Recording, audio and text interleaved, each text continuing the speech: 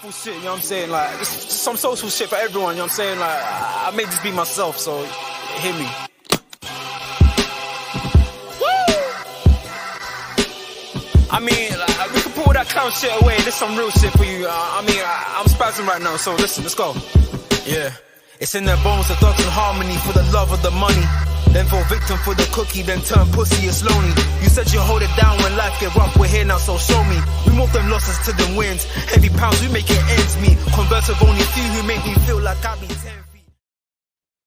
What's going on, people, man? We're back in the building. I hope everybody's doing blessed. Hope everyone's doing well. Hope everyone's having a good day as well. Of course, kickoff in a few hours. Liverpool versus Bournemouth in, I think it's what's now game week 5, I believe. We're on game week 5. So, of course, we're going to do a quick match preview. Guys, please make sure, of course, as always, you're smashing the like, you're sharing and subscribing to the damn channel. So, let's get into it without further ado. So, as I mentioned before, Liverpool versus Bournemouth. Now, obviously, Arne Slot's already done his, press conference and stuff like that. He spoke about a few things. Now, this is obviously just a predicted lineup, just kind of put out from both teams. You can see from Liverpool's lineup, it's exactly the same lineup. I know there is obviously a difference because we have heard the news in regards to Alisson, who I don't know by the time this video comes out, whether he's going to be fit enough to play the game. But yeah, he looked like he would be a doubt for the match. So I think, yeah, it will probably be, in and around that same team, if I'm being totally honest with you. I'll talk a little bit more about that later on. Obviously, you can see from Bournemouth sides here. This is kind of the lineup that Bournemouth have actually gone with for their last couple of games, actually. As you can see, again, in a 4-2-3-1, just like Liverpool.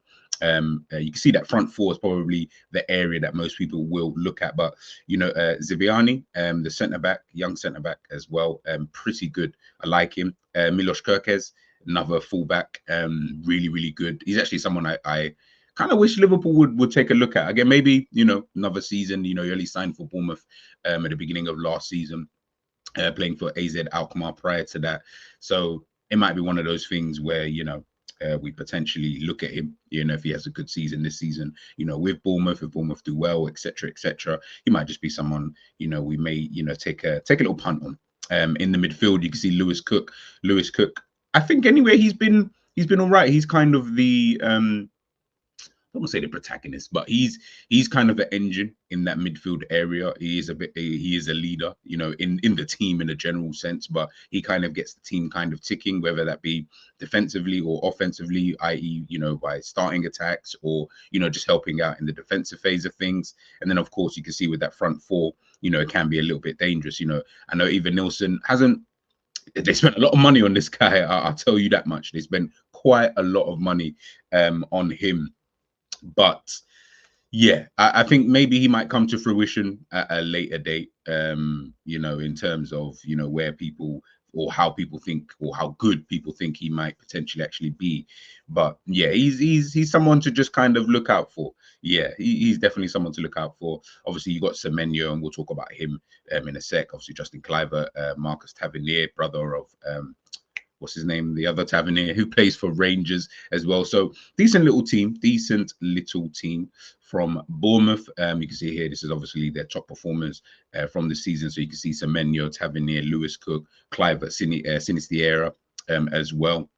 So yeah, I mean, they haven't been too great, so to speak, this season. Obviously, they've only got one win. We've only got one defeat.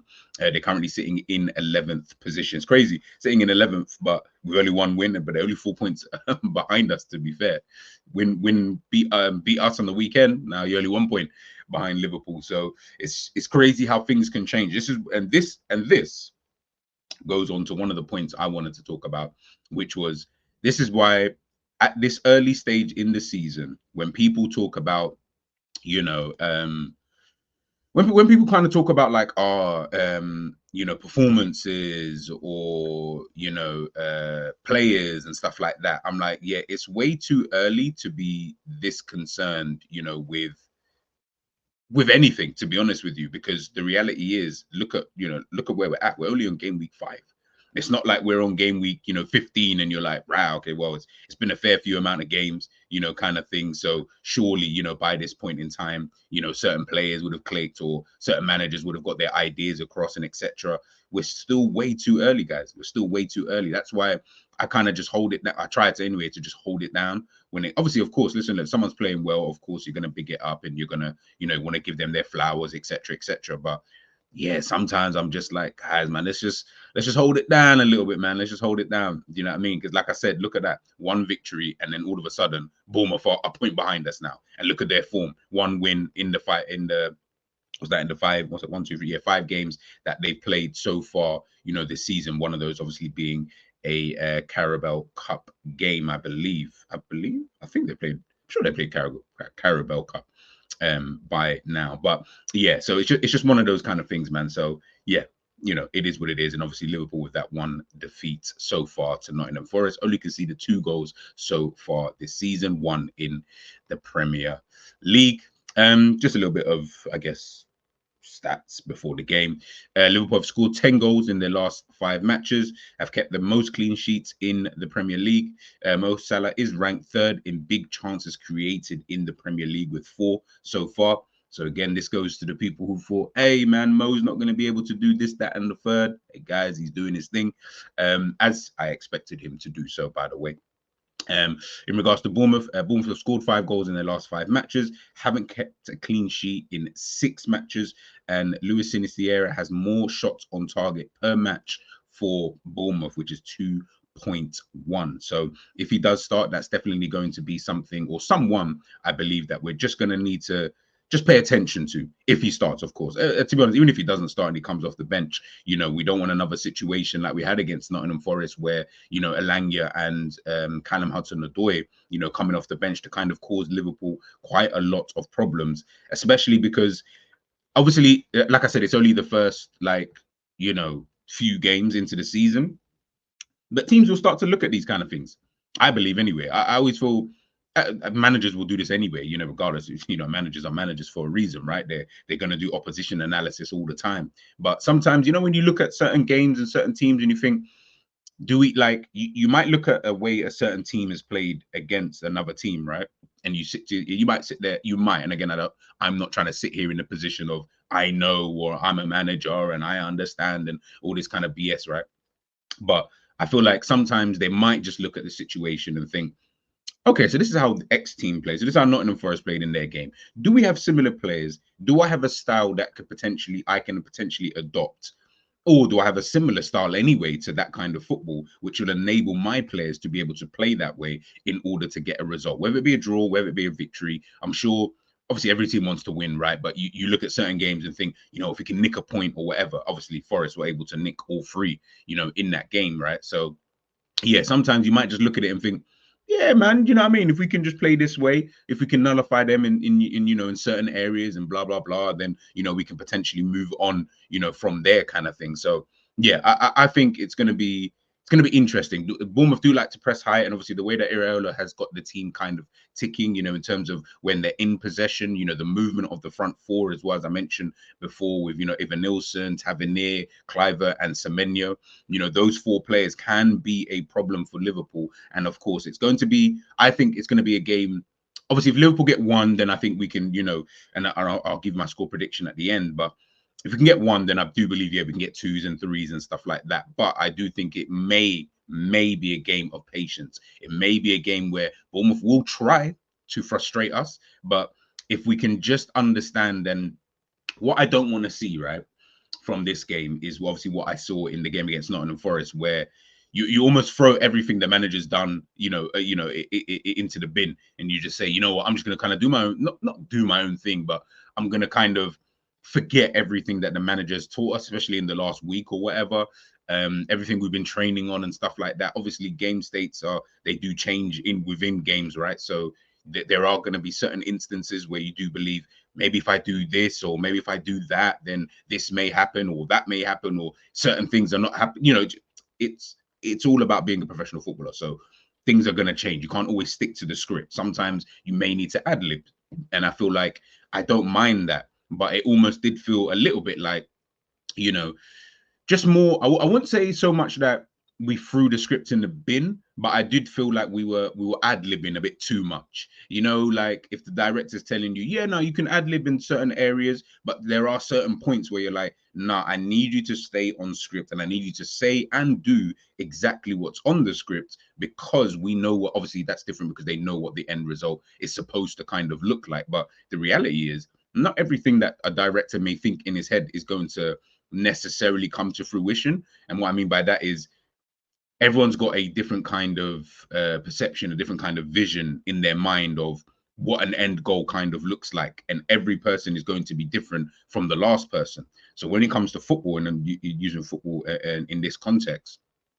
the manager might sit there, you know, from the week and, yeah, we want to play like this and we want to do that and blah, blah, blah. But when you get to the game now, if, for example, a certain player is just stinking it up and another player from the opposition team, like, I don't know, Semenyo is just absolutely on fire on this Ballon d'Or form, for example, then you are going to be left in a situation where it's like, okay, I might need to ad-lib just a little bit, just to, because we still want the end result, which is, in this context, we want the 3 points, but ultimately it may just need to be done a little bit differently, and that we might need to just veer away, and that's fine. But I did feel like we veered away a bit too much, and like I said, we were just ad-libbing way too much in the game, and I felt like that was always the problem, you know, for Liverpool, rushing things. And that's something that I know that Arne Slot doesn't want.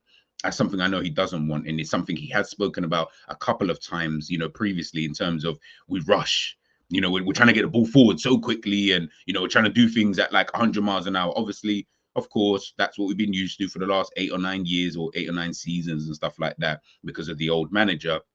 But he doesn't want that, and he doesn't seem like someone who wants to tolerate that either. You know, play his way, or like Trent said, don't do what he says, or don't defend and all that kind of stuff. You're out of there, mate. You're out of that starting lineup, and then someone else is gonna, you know, come in and take your place, man. So yeah, we just got to be careful. But listen, we'll talk about that in a moment. Obviously, as I said before, Semenyo, this is obviously his kind of stats and stuff from, you know, this season. He's already got himself 2 goals and an assist in the Premier League this season. He's been in good form, man. He's been in good form. And I know, obviously, playing there on the right-hand side, I asked the guys in the group about, Brad, would you sign Semenyo? You know, sorry, not would you sign, because if you signed him, there's nothing you can do, but would you be happy? And this is a question for you guys watching this. If we sign someone like Semenyo, would you guys be happy? Or is it a situation more, because he's a good player. He's a good player. He's definitely impressed me. I wasn't really feeling him before, but he's impressed me over the last season and a bit now, heading into, you know, this season. Is it more of a case of see the same kind of stuff, potentially even go up a level for someone like, because I feel like there's still a couple of levels that Semenyo needs to get to in order for, you know, to him to really be considered a top level player, right?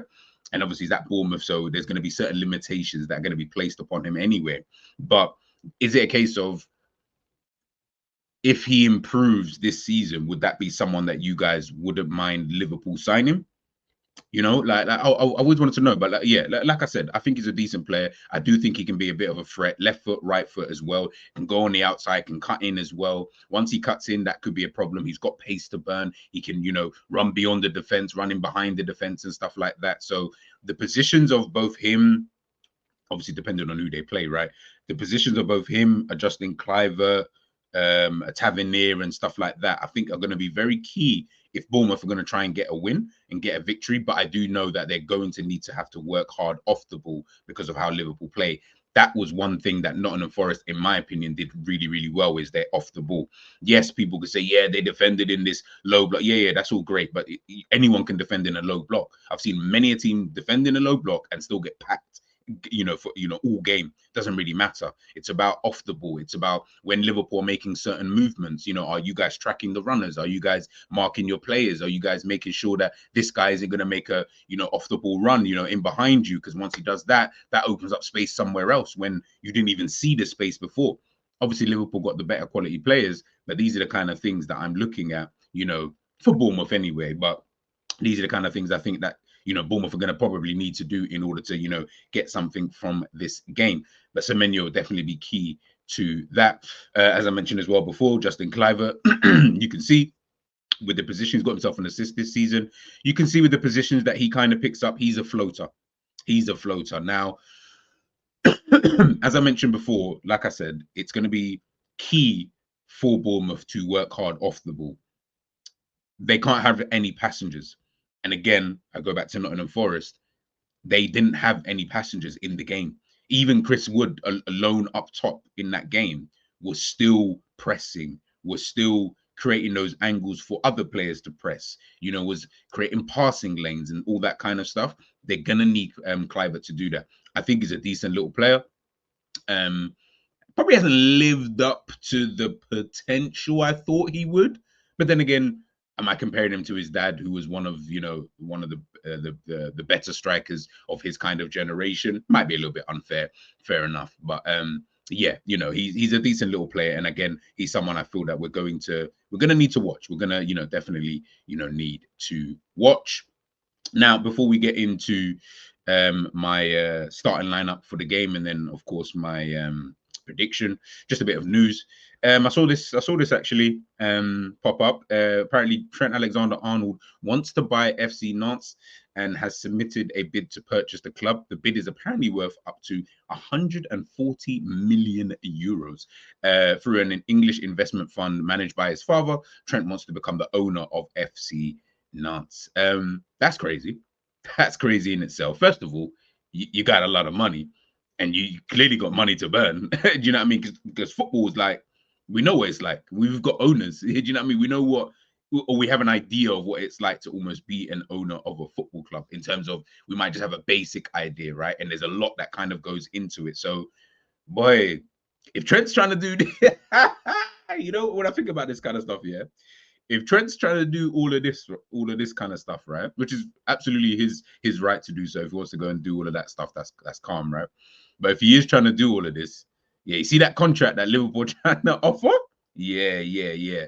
Just know now you've probably had to add, and maybe this was already, like, obviously this has obviously clearly been in the works. We're probably only just finding out, but you're definitely going to need to add a bit more money onto that contract still. And maybe that could even be the reason for the holdup.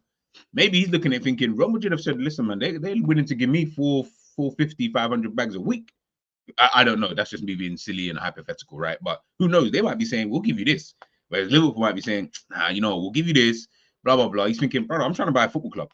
This small money that you're trying to offer me, it's not going to work. It's not going to work. So, yeesh. I mean, Liverpool going to need to, I mean.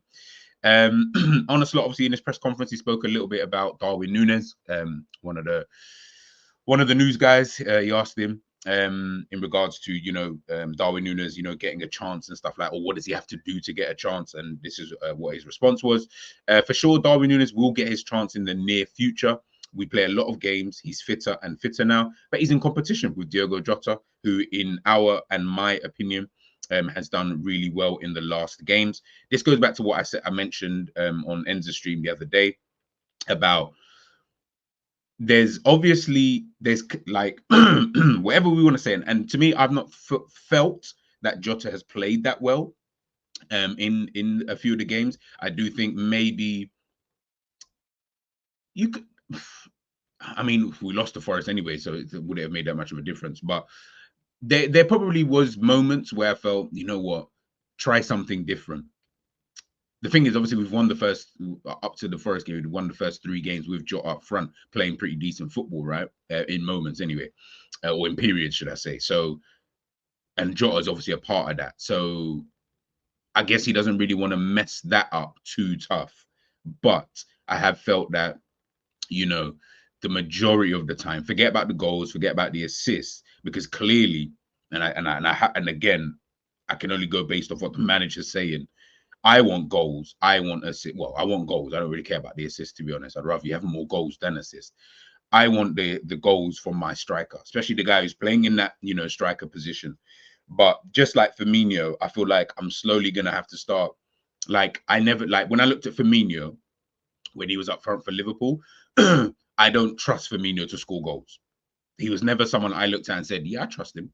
Yeah, to get me to goal? Nah, that's not what I'm looking at for Firmino, just purely because of the role that Jurgen Klopp had him playing, throughout all those years. But we had Mane and we had Salah, 2 players who we knew we could trust for goals. In this system, obviously, I know we get the midfield to obviously chip in with goals. Dominic Szoboszlai, then you've got obviously McAllister, Harvey Elliott's injured, Curtis Jones hasn't really been playing, but I guess there's supposed to be goals from other places, right? I'm gonna probably have to start looking at Diogo Jota a little bit differently if this continues. Obviously, at the moment, I don't know, and that's not to say he hasn't had chances, because he's had chances to score goals. I think he's had 5 or 6 big chances already. I can't remember the exact number, so it's not like he hasn't. So he should have more than the 1 goal, in my personal opinion. And I think if he had 3 at this point, maybe it would be a little bit easier to kind of for people to kind of see it. But clearly, the manager likes everything that he's doing. Whether that be the link up play, whether that be hold up play, whether that be movement, is he creating space for others? Is he doing the doggy work that he doesn't trust a Darwin Núñez to do at this current moment in time? Not to say, I don't think he can do it anyway, but again, I don't know. So let's just go with the glass half full side, with maybe he can do it in the future, right? Fair enough. That's absolutely fine. At the moment, the manager doesn't see that. And if the manager doesn't see that, and Diogo Jota is not scoring, think of it like this, yeah. The player's not scoring, the manager's still picking you, and he's the striker. Now, and again, just based off the small sample size that we've got right now, I can only judge him really not even off scoring goals anymore. Yeah, do you get? Obviously, he's a way better finisher than Firmino, like 10 times better than Firmino when it comes to putting the ball in the back of the net in a consistent basis. But if the manager doesn't really care that he's not really, I would say he doesn't care. Obviously, you want him to score, but if that's not going to be a reason why he's going to drop him, then there's obviously clearly other parts of his game that the manager really likes. And like I said, with all the things that I've just listed, clearly there's something else there. I don't know. I would potentially start Darwin Núñez or a Gakpo up front.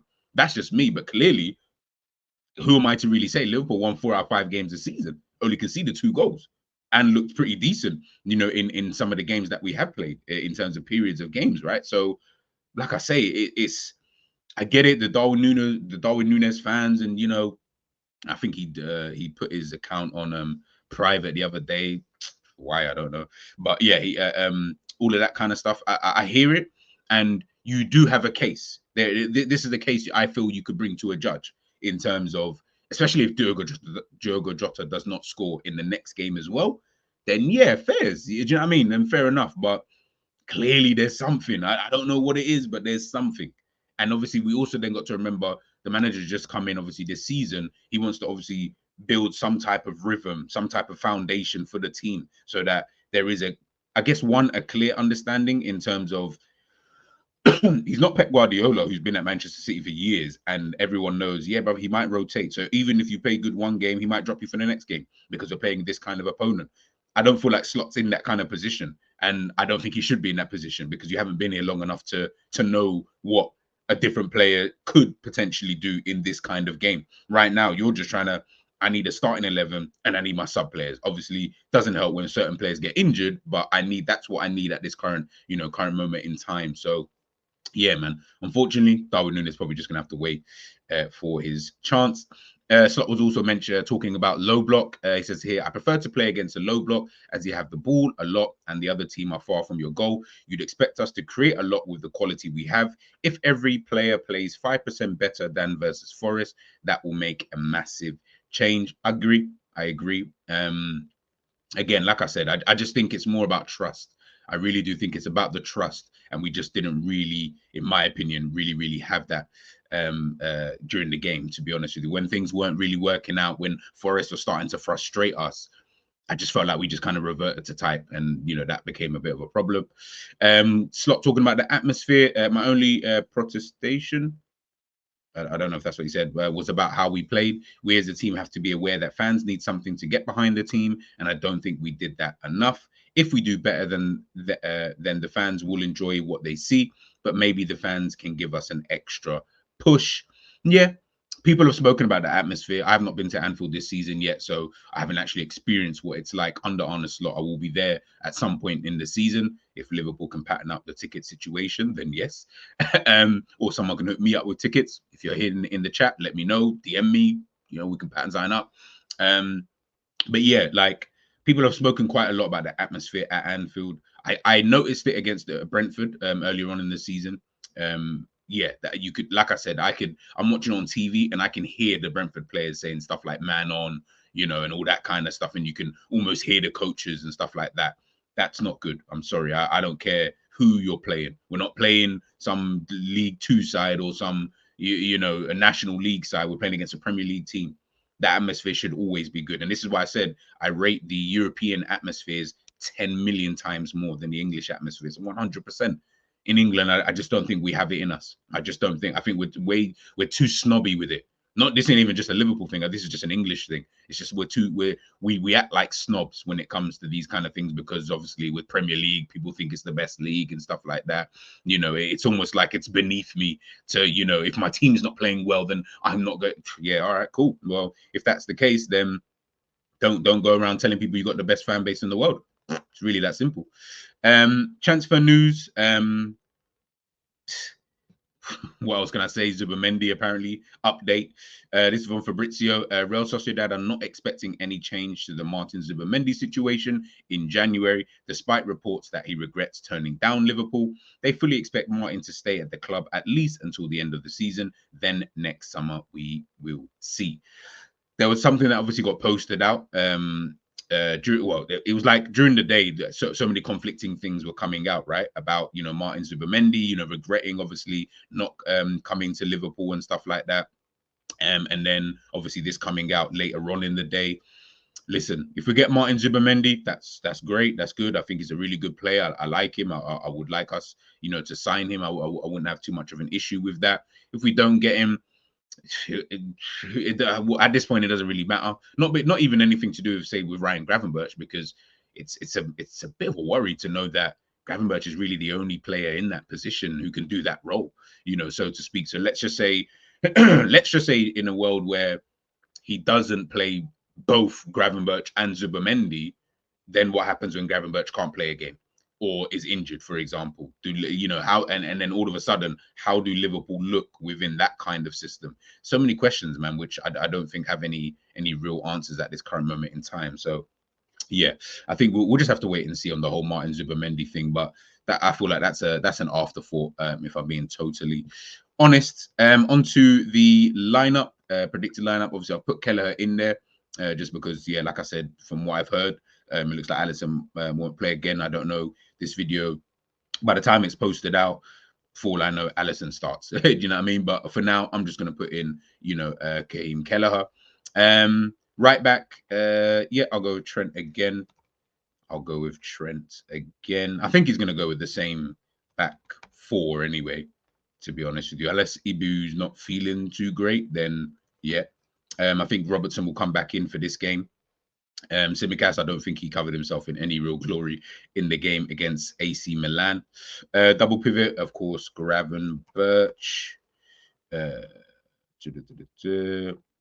Alongside him, I think, you know what, I think I'm going to put Jones in there, actually. I'm going to put Curtis Jones. I think he might try. I wouldn't mind seeing a Jones in there. And I think Szoboszlai as well. I think he has to be. Yeah, I think he has to be in there. But yeah, I'm going to go with Jones for now. I'm going to go with Jones. The reason I'm going with Jones is that Mac this season, I think, has been below par this season. He's not really performing to the standards he set towards the back end of last season. Obviously, a bit of a different position. So I guess I can get it, so to speak. But I've just not really been too impressed. And I think maybe it might be time that he does. And obviously, Mac's been playing all the games as well. So there does need to be a tad bit of freshening up, so to speak. So yeah, I'm going to go with Jones in there. Left wing, I'm going to go back with Diaz. I think Diaz comes back in for this game. I know Cody Gakpo, in my opinion, he was man of the match at the weekend. So yeah, but I still think he'll go with him. There is a world where I don't think Chiesa starts. From the way it sounds with Chiesa, I don't know, was he like, I know he didn't have preseason and stuff like that, so maybe that might just be it. But I don't know, it never sounds good with Chiesa. It always sounds like, yeah, he's not really too fit kind of thing. That might surprise me. And listen, I would love to see, Chiesa start this game. But I think Mo Salah will play anyway. And then, yeah, up front, I'll go with Diogo Jota. I did think about Gakpo potentially up front. I did think about it, but I think he's going to go with Jota again. So, yeah, that's kind of my lineup. So, obviously, normal back four. with obviously Kelleher in goal. I've got, as I said, I've gone with Curtis Jones in there in replacement of McAllister. Give Mac a little bit of a rest. You know, can come on still in the game, but just a little bit of a rest, man. I feel like he's just looking like he's starting to burn out just a little bit. And then Mo Salah, Dominic Szoboszlai, Luis Diaz with Diogo Jota up front. Let me know if there's any changes you guys would make to the lineup. Is there anybody you want to see? Anybody who should be playing? Anybody you guys think deserves to play in this game? Let me know what you guys think. In regards to scoreline, I'm gonna go. We can't lose this game. You know, I'm thinking that we can't lose this game, bro. Like we actually we actually can't lose this game. So I'm gonna say I'm gonna go 2-0. I'm gonna go 2-0. I don't think I don't know. Like I can't even predict Liverpool these days. I don't know, but yeah, I'm gonna keep it at 2-0. Salah will get a goal or assist in the game. He needs to for my FPL, by the way, as well. So please pattern up if you can. But yeah, let me know what your thoughts are on the lineup. Let me know what your score prediction is in the comment section, people, and I will catch you sometime this weekend, potentially sometime this weekend for the match reaction. See you guys on the other side. Peace.